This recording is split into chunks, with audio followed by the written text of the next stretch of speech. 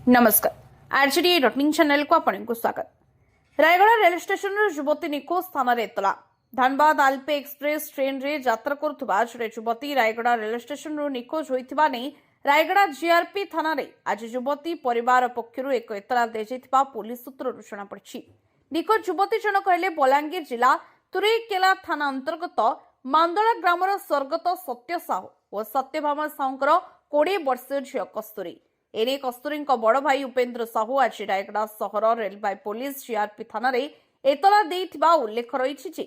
गत जनवरी मास 11-12 तारीख राति मां सत्यभामा भौणी कस्तूरी और भाई लिंगराज आंध्र प्रदेश गुंटूर रेल स्टेशन रु धनबाद आलपे एक्सप्रेस ट्रेन रे टिटलागड़ अभिमुखे यात्रा करथिले।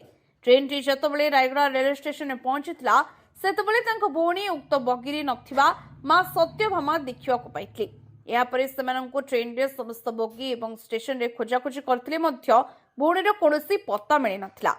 निखोज समय कस्तूरी सबुज रंगर सलवार सूट पिंधिथिले। तांको उच्चता प्राय 5 फुट, शरीर मध्यम गठन एवं रंग कला बोली एतलारे दर्शा जायछि।